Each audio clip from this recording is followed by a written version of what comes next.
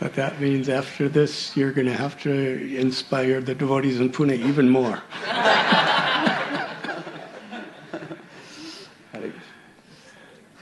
When I was first going to Pune in 1997, when I was becoming the president of Pune temple, I asked His Holiness Radhanath Maharaj, Maharaj, what are your instructions for me as a temple president?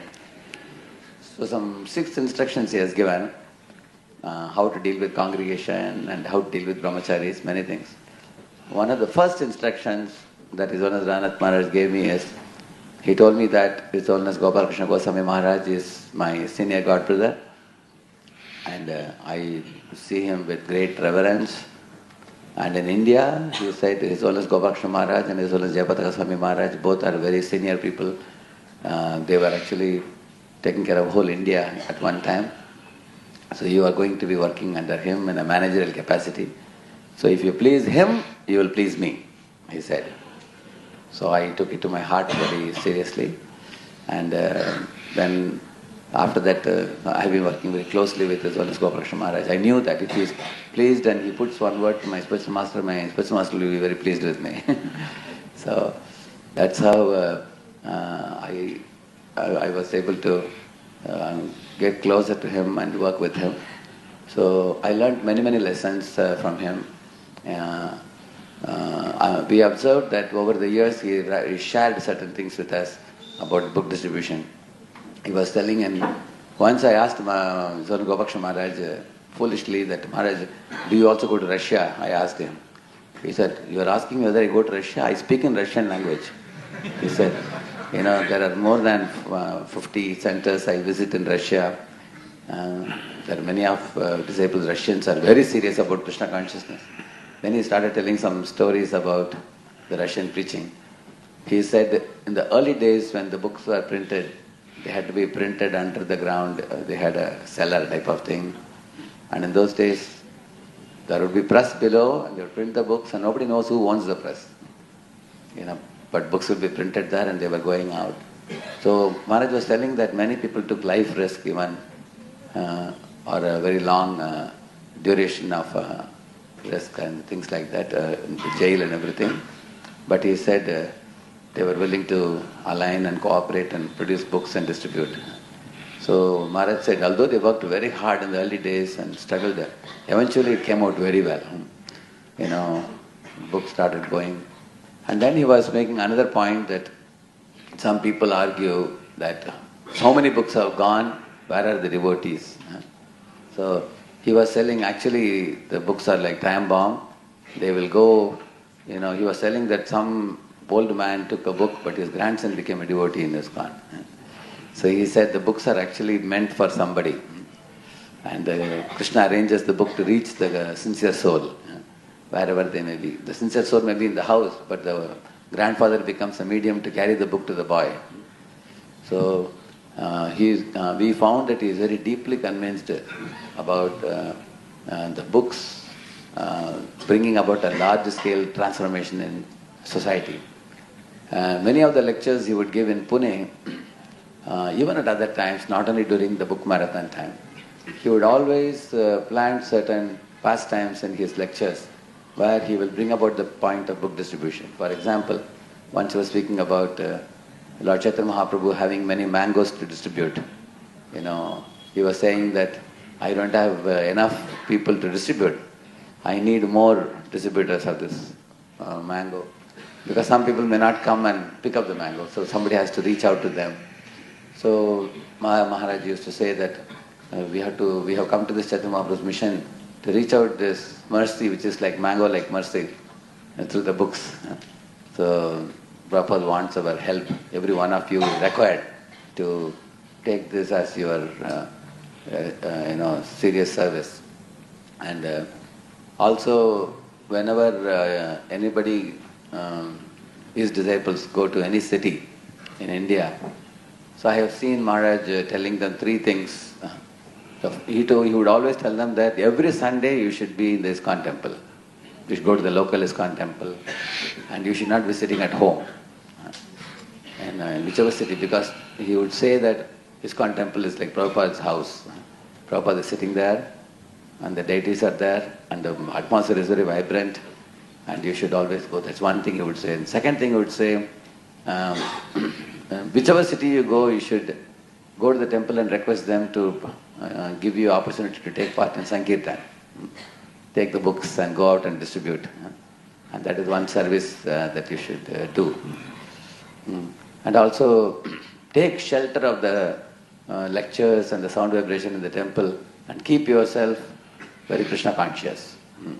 Not just visit the temple in a ritualistic fashion, but go to the temple, stay connected to the temple, take shelter of association there locally. Don't always expect that remotely somebody will take care of you. Go. So, while telling about service, any disciple would come and ask him for service, he would say, take book distribution as your main service. So, his disciples became so inspired. One of his disciples has a watch shop. So, I had gone to his watch shop. I saw at the entrance with a big display of Prabhupada's books. And every person who buys a watch gets a Bhagavad Gita along with that. So he distributes a lot of books like that. There is one of his disciples. He went to one car dealer, and he asked the car dealer, "You are selling so many cars. What do you give with the cars?" He said, "I give a bouquet with the car." "How costly is the bouquet?" "Bouquet is 300 rupees." He said. Bouquet will dry up in the evening. Morning you give a fresh bouquet, evening it dries up. But Bhagavad Gita will remain ever fresh. Even after 5,000 years it is fresh. Would you like to substitute the bouquet with Bhagavad Gita? And the man immediately agreed. He took 1,000 Bhagavad Gitas.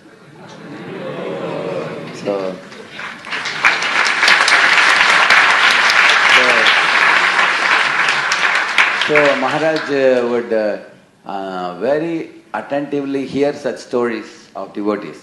And then he will tell the story in another temple. He will hear story from one temple. Like one time when he came to Pune, I was appreciating Maharaj. Maharaj, how in Delhi you all distribute so much? There is one Mr. Oberoi in Delhi. This Oberoi is a young man working in some company, but if you see him talk, he will talk like he is owner of 500 companies. And he knows, he's a very smart talker. And he can go and connect with many big industries. So Maharaj was very much appreciating him. Maharaj said, I asked Maharaj, how do you get subsidy from big companies like ONGC and all? Maharaj said, I have a very good talker. When you come to Delhi, I will introduce you to him. So Maharaj said, we need devotees who can act as a face of ISKCON temples, who can connect with the big mass of people in a very smart manner. So we can reach out the books in a large way. So many big industries are giving thousands of Shastra Dan, Bhagavad Gita, from their profits. So Maharaj said some of them know the technique, how to get those funds, for that he was telling. So another time when Maharaj came to Pune, he told us that, he asked me, Radheshan, did you see our Mohan Prabhu has come up with a smart box for distributing Gitas. So next time I went to Delhi, I went and met Mohan Prabhu and said, Maharaj was telling about what is the box. So it was a very beautiful box. And outside there is a husband, wife and 2 children, very modern family, looks like IT family. And the children are sitting and putting hands around the shoulder of mother and father, and very attractive, handsome looking family. And he said, Maharaj must have been speaking about this only. Then I asked, what is this product, He said, something for the family. He said, it's for one and all, he said. And we opened and saw inside 5 Prabhupada books were there. 5 Prabhupada books nicely put with a rubber band and kept inside. And that, he said, many companies take 500 packets, 1,000 packets, because it looks very attractive, to give it as a gift to other people. So Maharaj was telling that if such a thing is going well in Delhi, if it goes in other places, Maharaj said most people see the package externally, how it is packed well. Later on they may read the books, but the books will go to people. So he always when he comes, he shares such innovative ideas also. Whenever we meet him personally and ask him, or sometimes in the classes also he will say. One of the commonest things he will speak in the class is Lord Chaitanya Mahaprabhu calling Nityananda and Haridas, telling them to go door to door and tell people, Bolo Krishna, Bhajo Krishna, Karo Krishna Shiksha. He would tell about that. So he would say that devotees should go out on Sankirtan. If we don't reach to people. People are suffering, how people are suffering. So he would say that the whole world is in a state of gloom and Chaitanya Mahaprabhu's movement is the only hope. So people are coming. So he would even tell sometimes stories of how people, somebody was about to commit suicide and the books reached them on time. And then after that the life was saved. So he has many stories on that. So, and also because he travels across the globe, various places from various temples he would bring information about the distribution. One of his greatest joys was to see that the books are translated in many languages. One time he brought a bulky, very bulky book, Bhagavad Gita, big deluxe Bhagavad Gita. It was translated in Chinese, I think, Chinese language. So, of course, none of us could understand the wordings. He showed us. So, he was so joyful and transcendently proud that this book, you see, now it is in Chinese, now it's going to go to the hands of all the Chinese people. So, in Urdu, in Chinese, in Japanese, and every time the book is published, he will bring a copy and show us. Just see, now this is going there. The books are going to go to those people. So, and as you all know, he is the one who gave Narendra Modi ji the big Bhagavad Gita, giant size Bhagavad Gita. And then later on, you know what Narendra Modi ji said. You know, when he went to other countries, he also gave Bhagavad Gita and said, there is no better gift than Bhagavad Gita that I can give.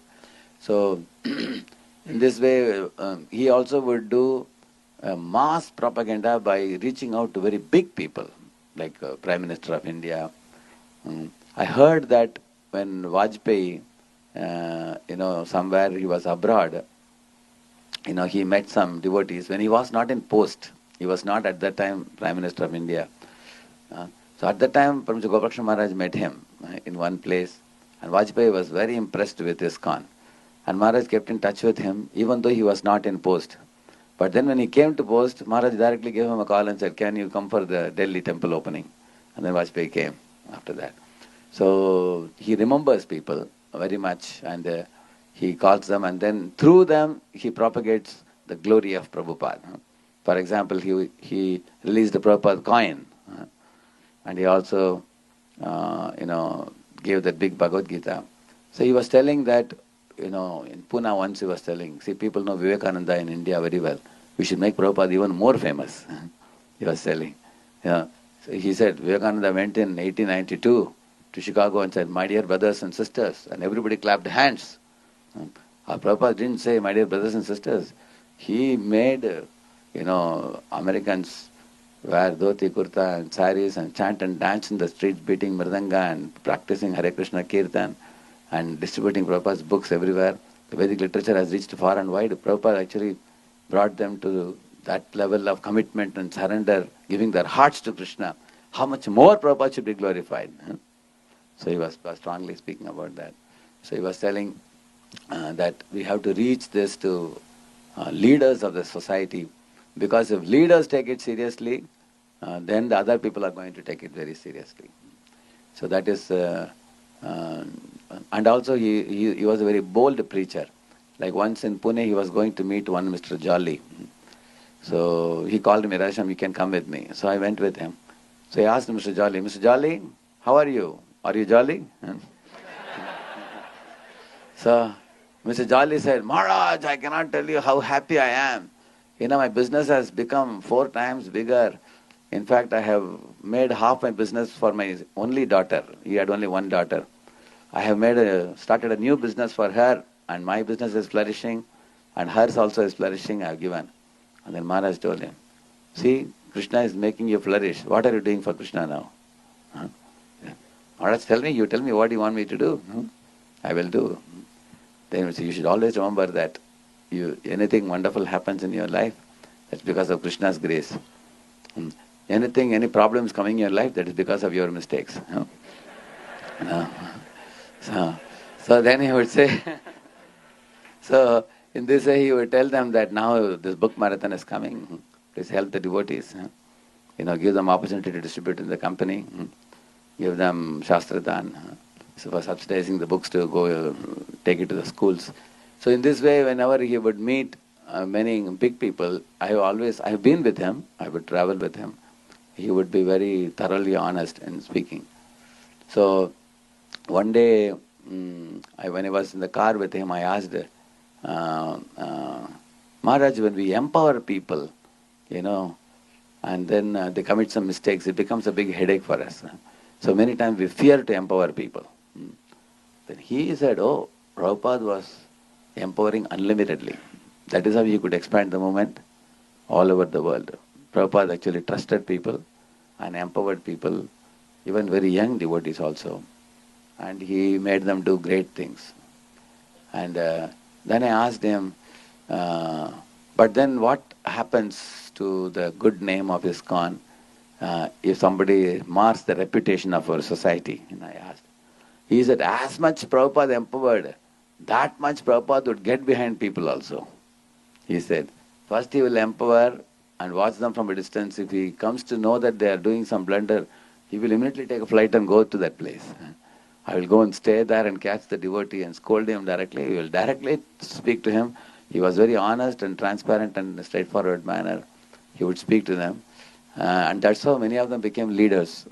He trusted them, empowered them, and he also corrected them and gave them the opportunity to blossom in their spiritual life and do great good to the world. And he also made people think big, aim at the rhino, not aim at a rat. Why? Actually, we may often wonder how we can aim at the rhino, will it be ever possible? But he said, if you aim at the rhino, you are going to the forest, aiming at the rhino. Even if you come with empty hand, people will say, at least aimed at the rhino. If you go to the forest aiming at the rat, people will ridicule you even for that very attempt itself. So he was telling that we should always think big in terms of book distribution.